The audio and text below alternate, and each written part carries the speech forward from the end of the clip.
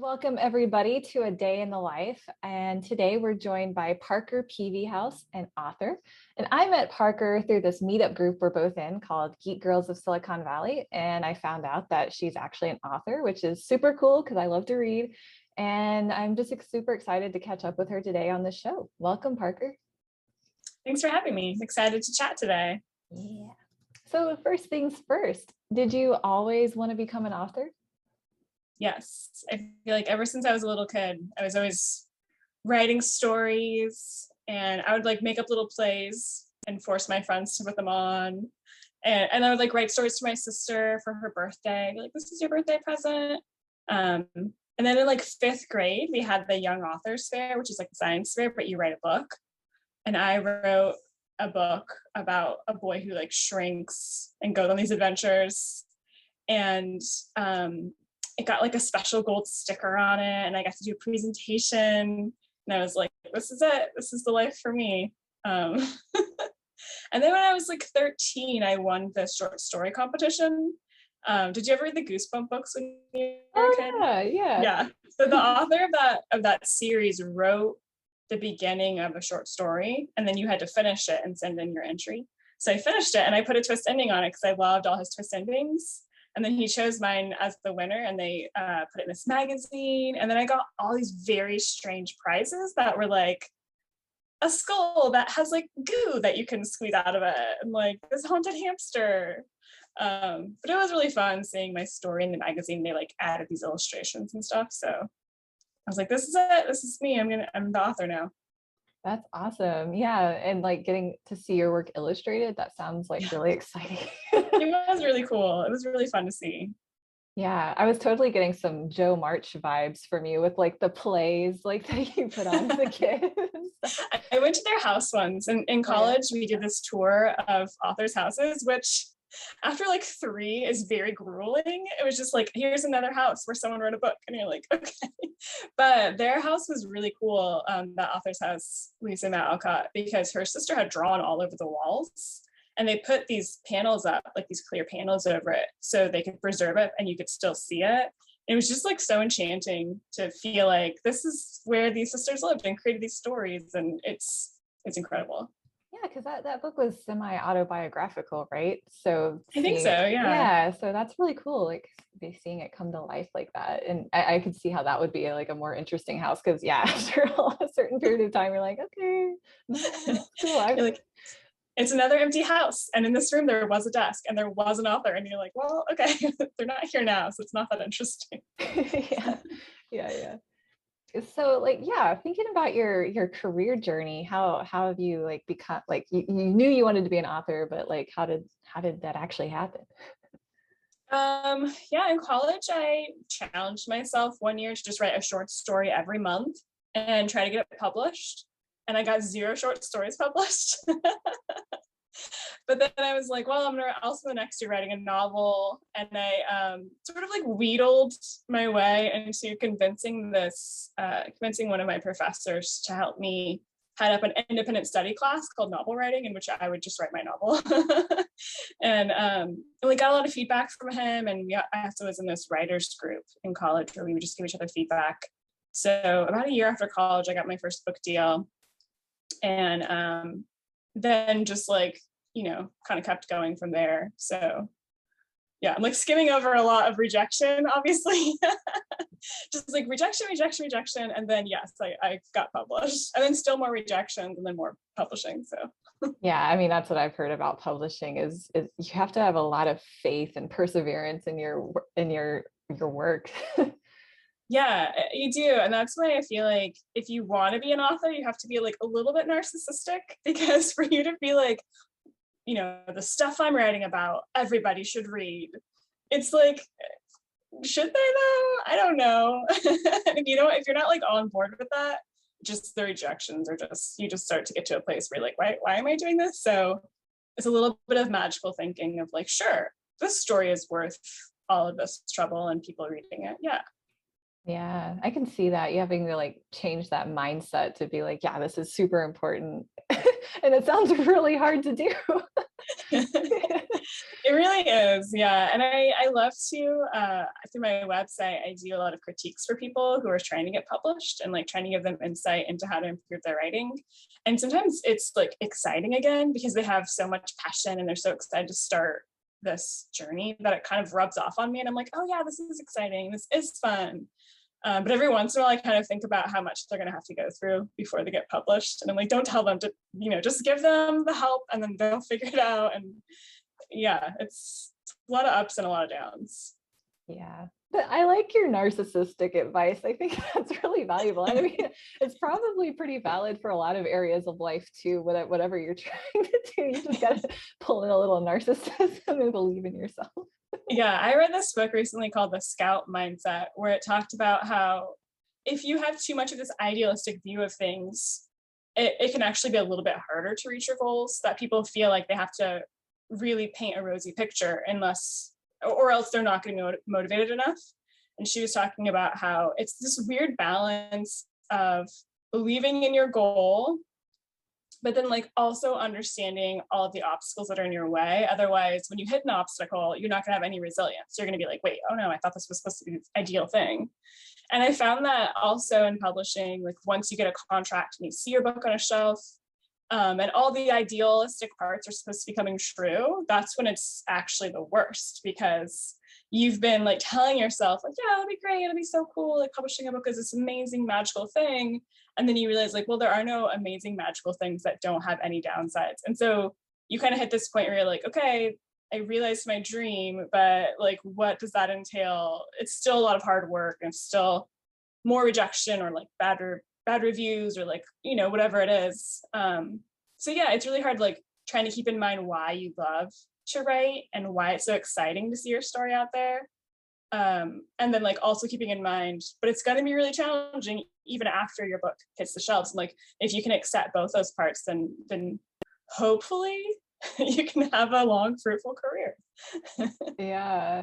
Yeah. Especially with like, okay, I got my book published, but then there's all that like you go to like book tours or you go to signing events or you have to do all this like promotion still to get people to read your book. Because I remember going to your, like the first time I met you was at your Echo Room book launch party, and I was like, oh my gosh, this is so cool, I know an author now.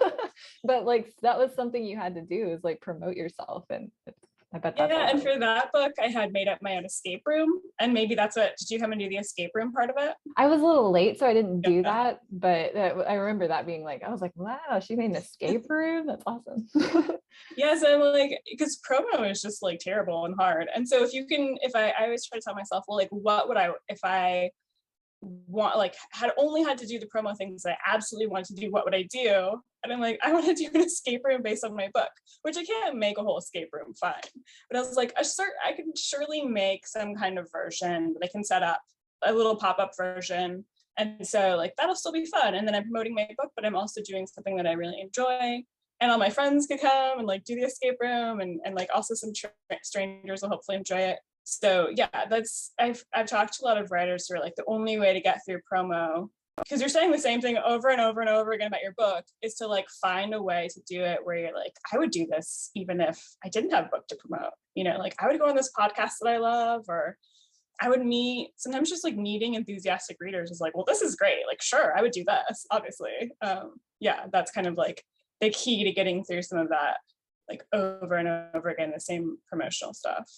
Yeah, finding ways to like increase your energy and not drain your energy all the time. I mean, you're gonna have to do things to drain you, but trying to boost your energy as much as possible. Yeah, and I remember one time I was in this literary festival where the night before, this bookstore closed their whole bookstore down, and you had to buy a ticket for entry. And they had all the authors from the literary festival stationed around the store at different stations, and you could buy their book and have them sign it and meet them. And that was my second book came out. So like nobody really knew who I was. And there was another author, Lainey Taylor. It's like very successful YA author. Her station was right near mine and positioned in a way that her very long line actually like cut my station off, and I was like trapped in the corner of these like bookshelves. And at first I was like, this is so awful. I don't know what to do. Like nobody is coming to my line. Nobody knows who I am. And people would be like stuck in line in front of my table, and they would be looking at me all guilty. And they were like, we're so sorry, but we really want to be in line for Laini Taylor. And I was like, I would also love to be in line for Laini Taylor. She's an amazing writer. I wish I could join you. But I was like, hey, they're actually stuck here in front of my table. So I got these postcards out that had the QR code for my escape room downloadable. And I was like, while you're standing here, would you like to have a downloadable code for an escape room? And they were like, yeah, what? That's so cool. And then they were like, well, tell us about your book. So I started talking about my book to all these people waiting in line. And they like, all of them were like, okay, hold my place in line. I'm going to go buy your book. And they would go and get the book, and they would come back, and I would sign it.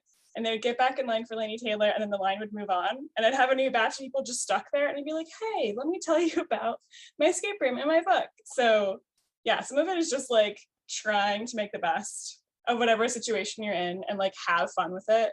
Because it is really fun talking to people who are stuck in line in front of you and being like, do you like Laini Taylor? I also like Laini Taylor. Do you like escape rooms? So do I.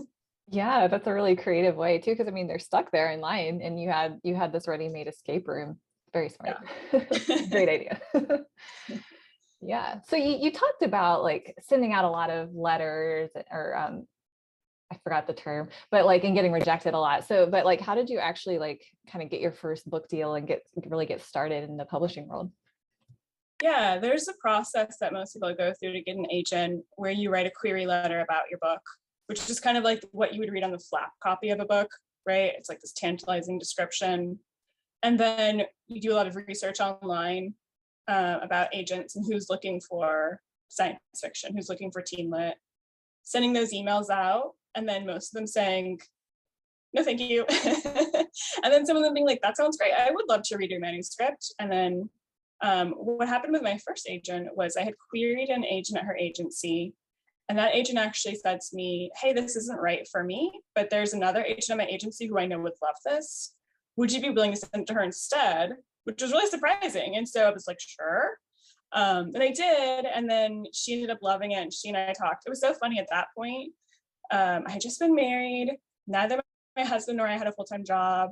And we didn't have internet access. We like couldn't afford it. And so the only way I could get my email was, and this is before I had a smartphone, is if my neighbor's like signal got strong enough that I could catch it on my computer, like if I held my computer up toward the ceiling.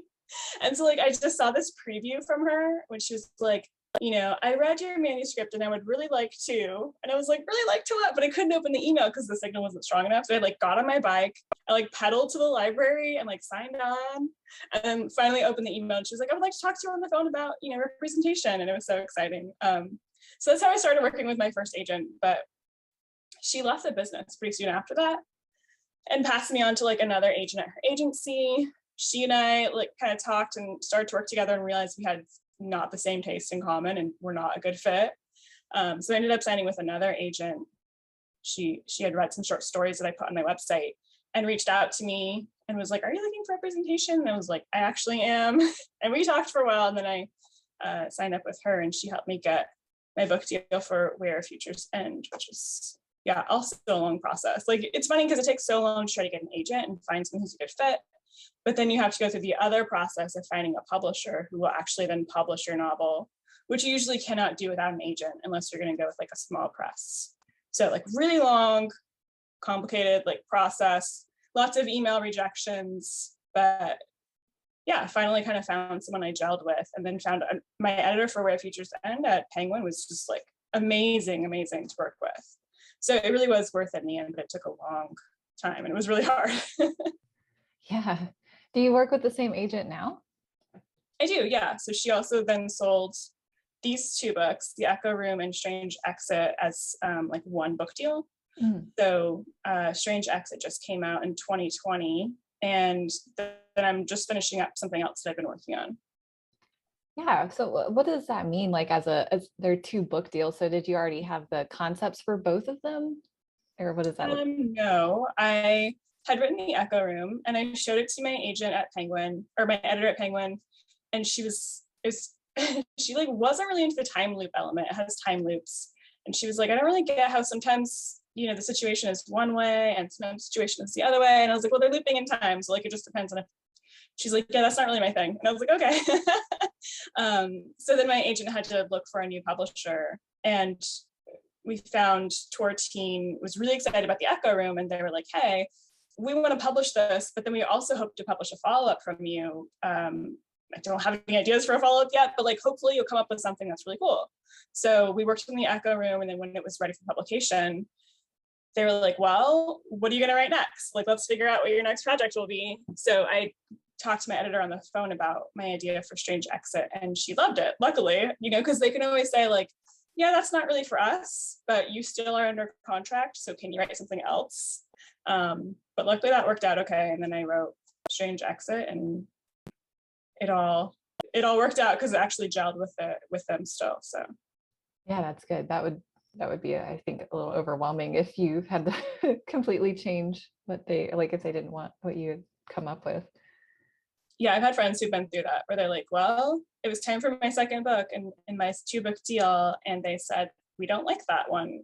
Or like, they wrote a whole book and they were like, here it is, I'm turning it in. And they're like, yeah, we don't like it, write another one. And they're like, but I just wrote a whole book. So yeah, it's really stressful that absolutely happens. Yeah. And you don't have to answer this, but you said you're working on something else. Is it with the same, like, are you trying to do it through the same publisher, or are you trying to, like, is that something you're working on your I own? don't know yet, because my contract with them was for 2 books. So I've just been kind of working on this book on my own, thinking about what I want to do. And then, it might be that we show it to them and they say, yeah, this is great. Or it might be that we realize, oh, this isn't the kind of book that they usually publish. Let's look elsewhere. So it's really up in the air because I'm still trying to finish it up. Yeah, that makes sense. Mm-hmm. So what are some things about getting your work published that you didn't anticipate? A lot of things. Yeah, let's see. Probably one thing is, when I was writing, I was in a writer's group, and we met every week and we critiqued each other's stuff and we supported each other and encouraged each other. And that was really wonderful. But I didn't really anticipate that publishing novels would sort of lead into a community experience with other writers. And actually, that's ended up being one of my favorite parts of publishing, is meeting other writers, because you already have so much in common, right? Like, first of all, you probably both love to read, and you've been through like a lot of the same stressors together. So I've made so many friends since publishing these books, and that's been such a wonderful part of the process. And like, going to book events and seeing them there, or like having panels or interviews with them. I think maybe probably people would assume, oh, isn't that your competition? But really doesn't feel that way. It just feels like, not really, like, they're, if someone reads one book, they're probably going to read a lot of books. So yeah, it doesn't really feel too much like, it feels more like a community of people sort of rooting for each other and helping each other out, which doesn't mean that people don't get jealous, but definitely like, there's a lot of fun involved in being friends with writers and reading each other's work. Yeah, that was been like probably one of the most unexpected pluses of the situation. A lot of the other things I didn't expect was just, it's hard to know what it means to publish a book. You just kind of think of the basic things, like, it means when I go into a bookstore, the book will be on the shelf. Or it means maybe someone will interview me about my book. But then, like, I remember one time I was running this event at a bookstore when I used to work at a bookstore, and there are a lot of teens in the audience because the book was for teens. But the writer was, not a teen, much older, and the teen asked the author, if your characters were in, I don't know if I'll get this term right. It was like, if your characters were in an AU coffee shop fanfic, what would they say? And we all just looked at each other like, what are they talking about? Like, what does that mean? You kind of expect, like, someone will probably ask me about this theme and how much it means to me, or like, what did I research to get this one thing right? And then the questions you get are you're just like, wait, what? And apparently it had something to do with, like, if your characters were sitting in a coffee shop together, or how they talk to each other, but we didn't really know what that meant. So it is really surprising when you're like, this is kind of what I expected, and also like very, very different from what I expected. Yeah, that's funny. And I love your point you made earlier about the feeling like you're part of a community. I like going to conventions, and I love going to like the writer panels, and they always seem to be very supportive of each other. And I can totally see like you love to read, and you probably love to read each other's work, and like especially with genres, like yeah, if somebody reads a lot of romance genre or sci-fi, they're going to read the other ones too. But we're all human too, of course. Yeah, that's the nice thing about going to any kind of conference, literary festival, or convention is whether someone is there as a librarian or a blogger or just a reader, it's so easy to talk to people because you're just like, what have you read lately? And then you can just go off forever about books because everybody there loves books. So it's kind of my favorite thing about going to those events, that if you ever feel like nervous or shy, like there's so many strangers here, it doesn't really matter because I bet you anything they'll be willing to talk to you for an hour about the last book they read. Totally. I sometimes get a little intimidated though, because then I feel like people have read more books than me or something, but it's like, I have to remember a little, I've read a lot of books, but just maybe not all in the same genre or Yeah, something. okay, I have a hint for you then, or like a secret that I use, which is if someone at an event like that starts talking about a book, they're like, have you read it? I always just say not yet. I don't say like no, just like, not Yeah, yet. not yet. Yeah, because yeah, I read many books and I hope to read that one too. Or like, especially if someone's saying it's my favorite author, but I feel like it's not the kind of book I would enjoy. I don't want to be like, no, I don't like your favorite author. I'll just be like, not yet, which Yeah. implies like maybe one day. Yeah, exactly. That's a good sort of non-committal response. Yeah, I like that. Yeah. So one thing I'm curious about, what made you elect to write under a pen name? Oh yeah, I decided that, especially because I felt like I'd probably want to write a lot of science fiction because that's what I love to read the most. I wanted a name that sounded gender neutral because sometimes people's first impression when they pick up a book, especially if it's science fiction, they're not always open to reading a science fiction novel by a woman. So I don't really mind if someone goes online or searches or looks at the back flap. Actually, like Where Futures End has my picture on the back flap, but I asked for these two books not to, so that people could just kind of get their impression of the book based on the book. And then later, if they wanted to find out who is the author, they could go look it up, and that's fine. But I really wanted something where it was, hey, I don't want you to have any preconceived notions. Just read the book, figure out how you feel. I always kind of worry about a lot of the science fiction world is male dominated. And I went to this writing workshop once, and I remember being really nervous about going because I've had some bad experiences in the past of saying like, yeah, I write science fiction, and people being like, well, the implied thing is like, but you're a woman. So I was so nervous to go to this workshop, and I was like, listen, I just want to go and learn, and if people there aren't cool to me, I'll try not to be upset by it. And the first person I talked to, of course, just looked at me so strangely, like, why are you talking to me? And because we had all met up at the airport, and then we were going to go to the workshop. And I think he thought that I was just like a stranger at the airport. And finally, when he realized that, like, no, I'm part of this program, he was like, so you write science fiction? And I was like, well, yeah, that's why I'm here, bud. And, no, I mean, who knows why he said that. I don't want to assume. But the rest of the workshop was so lovely. Like, everybody was so cool. And, there were men there, there were women there. Everyone was very nice. And I made a lot of friends. But that's just kind of sometimes the experience with science fiction is people feel wary if it's written by a woman. It's not really fair. So I want to kind of get past that first hurdle. Yeah, I can see that. And it's good the rest of your experience was nice. Maybe you got like the bad thing just like out of the way. It was good for the rest. Yeah, it's a little disheartening when you're like, what year are we living in? Like, come on. Totally. Yeah.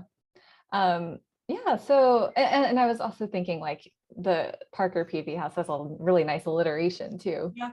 Nice ring to it.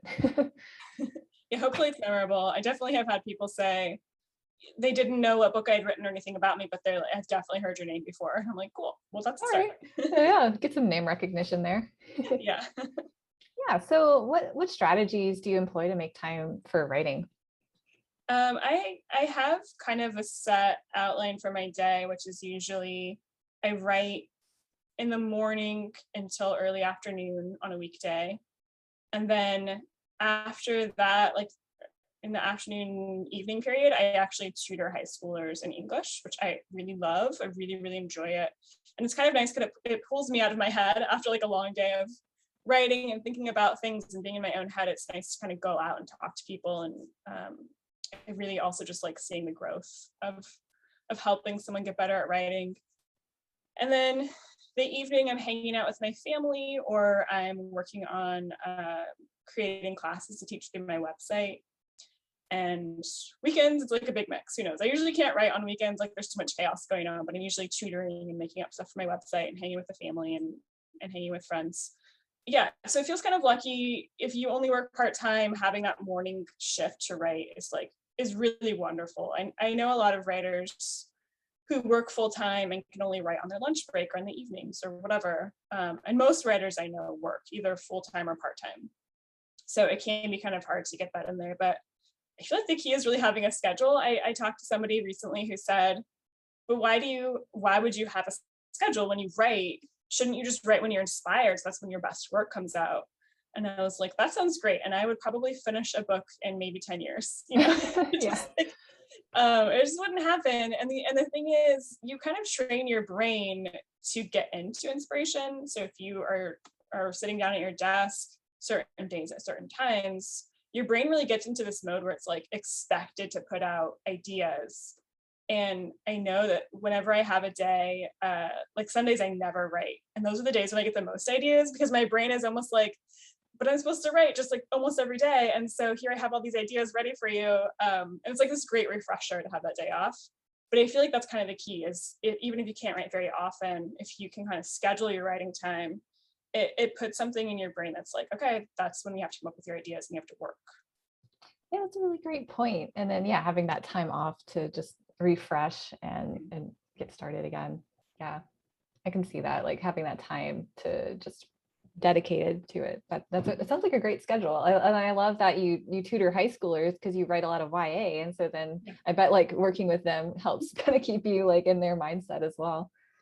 Yeah, I mean, most of the time I feel like I have no idea what's going on in their minds. It was so funny. I was talking to a kid I was tutoring during the pandemic about how things changed during the pandemic, and we were talking about how you can like order things from Target online now and they'll deliver it. And he was just joking about how he had like added a bottle of liquor to his mom's order, and and I was like, oh my gosh, okay, as your tutor, I have to say that's not a good idea. He was like, no, it was a joke, and my mom figured it out. But yeah, I'm always surprised. It's funny because teens move back and forth between kid and adult so quickly.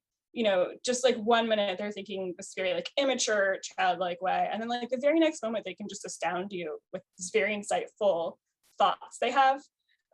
Which is kind of the fun of that age. It's just you never know what to expect because they're moving so rapidly between those two things that they're stuck between. Yeah, that's so true. I can definitely see that. And yeah, it sounds like a lot of fun. You never know if they're joking or not. Sometimes it's hard when you're writing a teen character because the feedback will be like, well, how could they be so immature? And you're like, Oh, listen, teens can be very mature and then they're still going to have their really immature moments. So it's really frustrating. I've just saw this thing recently someone said about the Echo Room, where the characters are trying to escape from this like puzzle like room that has these switches and buttons and things in it. And sometimes the character is like not very smart about waiting to figure out what each thing does and like jumps to something because there's like an emergency situation. And he's like, I gotta just try this out. And someone was like, what? That just seems really foolish. And I'm like, well, he's still a child. He's still developing into adulthood, and people do foolish things when they're young. So yeah. And when you're under pressure like that, who knows what you would do? I know, I'm like, I can't even expect myself to be a full adult if I'm trapped in a puzzling metal room and fighting for my life. So Yeah. Well, you already kind of anticipated the question I like to ask on this show because it's called A Day in the Life. But how would you say the pandemic has changed what your schedule or your day looks like? It's been a lot harder to write. It's just that constant stress and pressure. I know it's harder for anyone to do their job, and then especially to try to be creative when you're really stressed out. So I've been writing very slowly, but I was kind of surprised to have the opportunity of doing more through my website. I had taught some writing classes before with some other groups on some other sites in the past. And then during the pandemic, I just needed something to occupy my mind. And I thought, oh, I should teach more classes. And I started to look into where I could teach them. And then I thought, well, just teach them on my own website. Like, why not? And so I started doing that. And I loved it so much. I loved meeting the people who wanted to take the classes and having those online chats with them. And I don't know if I would have really gotten into that had the pandemic not happened. And I've really, really enjoyed it. It's been so meaningful, but also really fun. So it is interesting how those like opportunities pop up in some of the worst times. And even though my writing has been a lot slower and it's been harder to be creative, I've been finding like so much creative input in making these classes and things. So yeah, it's been, maybe more of my time devoted to that and a little bit less time devoted to writing, but hoping I can have more like creative energy soon. Yeah, to do more writing. Well, it sounds like you've used that energy in a very productive way to take these set up these courses. Mm-hmm. Yeah, that's the goal, is like be productive with it instead of just like, it's pandemic, what am I doing? Just like, okay, let's try to keep busy while we're panicking. Yeah. So what do you do outside of work to decompress? I play a lot of board games with you. I love board games. During the pandemic, I was like, maybe I should develop a new hobby because that's what people are doing right now. And I think if I were going to have a hobby, I would want it to be something like very thinky and puzzly. That's what I love. And also tactile. It'd be great if it were also tactile and there were like interesting components, but not something I can make because I'm really bad at making things with my hands. And like it could also be collectible, maybe that would be fun. And then I looked at my shelf next to me as I was thinking all this, and it's just like full of board games with these like wonderful tactile pieces and like collectible add-ons. And I was like, I already have a wonderful hobby. I just need people to play the games with again. Yes. Yeah, because play a lot of board games. Board game arena is just not the same as the tactile pieces. Yeah, playing a board game online, it really misses the mark. It's just not the same. I know, but there are some games that I've only learned how to play on Board Game Arena, and so then I'm like, am I going to know how to play it in real life, or am I going to know how to like do the scoring? I do like that. I know. The scoring. Yeah, I was playing a game recently that was so complicated, and we all realized, we were like, if we were playing this online right now, and it would just have a pop-up that'd be like, what do you want to do on this turn, A, B, or C? Instead of us being like, wait, what are my options? And like, how do I? So yeah, it's definitely nice. And like on the other end of it, I love to like sit and think and do the board games. Sometimes I love to be out in nature. I would like to say I'm into hiking, but I'm not like the person who backpacks overnight and like treks through a mountain. I just like being on a nice trail and seeing some cool trees and just kind of like getting out. I feel like the Bay Area has so many beautiful trails. So I feel really lucky. Someone I know, another writer, he lives in maybe Chicago or something like that, was asking like, what should I put on my Instagram? I'm new to Instagram. And I was like, whatever kind of makes you happy. And he's like, well, that's easy for you to say. You live in this area with all these beautiful places. You can just take a picture on your walk. And I was like, I never thought about it, but you're right. Like there are so many beautiful places around here. And I do like to get out and just take a picture of a tree. That's one of my hobbies. Yeah, definitely. I'm definitely one of those people too that I like to just walk around in nature. Nothing too strenuous. enjoy the nature, not be like all stressed out about it. Yeah, I was traveling in Colorado and went on a hike, and it was, the elevation is so different from the Bay Area where you're right at sea level. So I'm like straining to go on this hike up this mountain to this waterfall. And I finally get to the end of the hike, and there's this like ice cold waterfall. And it's so wonderful because I'm so hot and tired, and I get like super wet, and I'm like, great, I'm so cooled off. It's just so chilly, right? It's just melted snowfall. And then right as we're about to start hiking back and I'm soaking wet, it started raining. Colorado has like thunderstorms sometimes in the summer. So there's thunder and there's rain, and we're like, okay. So I do like a good hike, but you know, it's nice when it's like not too hard to get to the beautiful place. Yeah. Sometimes it's rewarding, but then yeah, sometimes like going back is kind of the worst. And I'm like, I'm ready for the pickup tram or whatever it is, you know. Uh-huh. Well, talking about games and gaming, have you ever thought about making a game? Like you made your escape room, but have you thought about like making a board game? I have, I have, and I'm laughing because I always tell my husband, I'm like, I'm gonna make this card game, and it's gonna be called Yummy Rummy. And it's not gonna, the cards are gonna have no markings on them. They're just gonna be scratch and sniff cards. And so you have to try to get a set based on like smelling the cards. And he's like, this is the worst idea I've ever heard. I'm like, no, it's gonna be so much fun. It's gonna be like, if you can smell banana and you can smell chocolate, like put them together and you get points for like banana chocolate pair. And it'll be so fun, and you know, all these great smells. So that's my idea. Don't steal it. I will not steal it.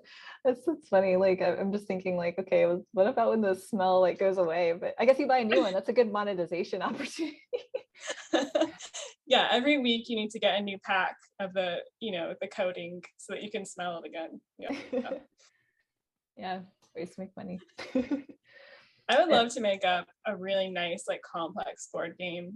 And every time I try to think of an idea, I'm like, I have no idea. It's funny how people will say to me, like, I don't know how you come up with ideas for books. And I'm like, I don't know, they're everywhere. Just like look at something and you have an idea. But then I'm like, I have no idea how someone comes with an idea for a board game. Like, where does that come from? Yeah. Yeah, I don't know. One of my friends I interviewed on this podcast, he made a board game and he said he got the idea from listening to a Rockefeller audiobook and like just like the kind of titans of industry ideas. So yeah, I guess books can inspire, but yeah, I don't know. People just get their inspiration from all sorts of places. Yeah. That sounds really cool. I feel like the board games I love have these really fascinating mechanics. And I'm like, how do I come up with a mechanic, but then also a theme? And then I don't know, it just seems so complicated, but I'm super fascinated by people who can come up with ideas for it. Maybe one day. One day, yeah. Inspiration just might strike you. You never know. Yeah. So you're talking about your husband, and I'm just curious about these kind of things. How did you and your husband meet? We met, he invited me to a New Year's Eve party at the house he shared with some other guys. This was like right after college. And we just like chatted and played poker and had so much fun. And I kind of like assimilated into their friend group. And it was so cool. It was like, you know, right after college when you have no idea what you were doing and you just like go to your friend's house all the time and hang out. So it was really fortunate. We got to spend a lot of time hanging out together in a group and becoming really good friends. And he was trying to like work up the nerve to ask me out, but wasn't sure if I liked him. And everyone in our group was like, you guys should date, you'd be so great together. And it felt like so much pressure that I decided finally, I gotta tell this guy, like, I don't think, you know, I just want to be friends, like, let's not date. So I was at his house with like all of our friends, and he came home from work, and I was like, oh, you know, how was your day? I'm about to tell him, like, I don't like you, like, we're gonna be friends. And he was like, it was such a terrible day. I had such a bad day. And I was like, oh no, I can't. Okay, well, I don't want to add to that. Like, so I was just like, oh, sorry to hear it. And like, kind of like walked away. And the minute I walked away, I suddenly realized that it was just the worst thing that I could have done to only be friends with him and like tell him I didn't like him. And I realized I actually really like that guy. And so we just started dating like very soon after, and then like very quickly realized we wanted to get married. It was kind of crazy because at the same time, I had just gotten into this master's program for writing fiction in England. And I was like, okay, should I move to England and never see this guy again who I only just started dating? And I doubt we could have like made a long-term relationship work. Should I stay here and keep dating him? And I decided to stay, and I've not regretted it ever because now we're married and it's wonderful. And I'm still writing fiction, so yeah. I didn't get to England for a year, but that's okay. That's so cool. It's so funny how like you didn't know you liked him until you like almost rejected him. Wow. I know, and sometimes it's just like, you know, in your gut, but it hasn't told your brain yet. And so you're like, all right. And suddenly you're like, oh wait, I just figured it out. Totally. That's so funny. I love that. Yeah. Okay, well, since you're but kind of back to talking about writing and stuff, what's your favorite genre to read? Is it sci-fi or I always tell people my favorite type of book to read is anything weird. So I think that's why I like science fiction, is it's usually so weird.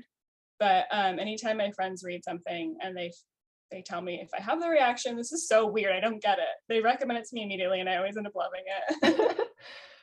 So yeah, I do like to read science fiction, but I read across genre. I read like everything, and I just want something unusual, either with structure or having some cool ideas in it. I find that science fiction like really lights up my brain the most in that area. But I'll read like anything anyone says is good and weird and different. Yeah, nice. That's funny. All right, weird book. We'll send it over to Parker. Yeah. That's funny. Yeah. Okay. So another area I wanted to ask you about is escape rooms based off of the Echo Room, and like the fact that you made one. I'm guessing you do a lot of them, or did a lot of them. I'm guessing there's not a lot of escape rooms right now, but what are like, how do you judge them? Like what makes one good? What makes one not so great? Yeah, I think one that I loved the most was a really small, simple room. And it was just me and one friend doing the room because it was pretty small. But the puzzles are really clever, and they had like great sort of artifacts. Like I feel like, again, that tactile part of it is really fun.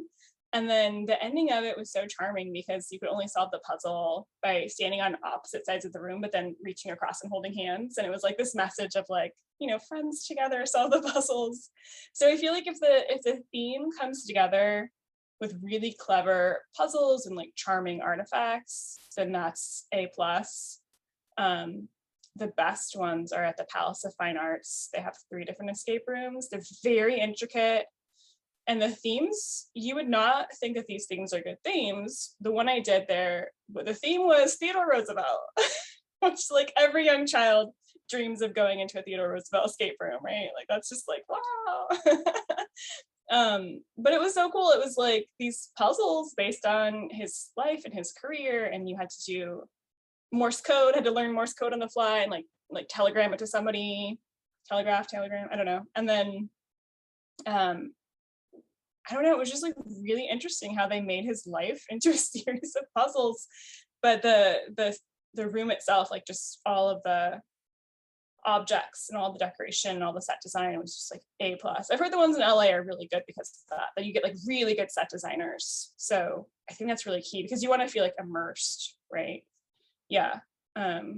Those are probably the best. The ones where you feel like really immersed in a clever puzzle. Yeah. That makes sense. So like kind of the last question I had is just like around who or what inspires you?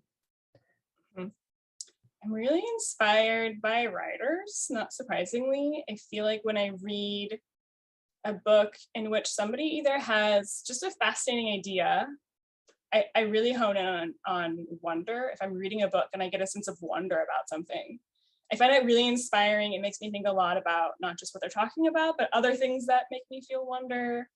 And I like to read about writers, like, for example, Jane Austen. I love to read about her life as a writer and some of the struggles she went through, but how she overcame them.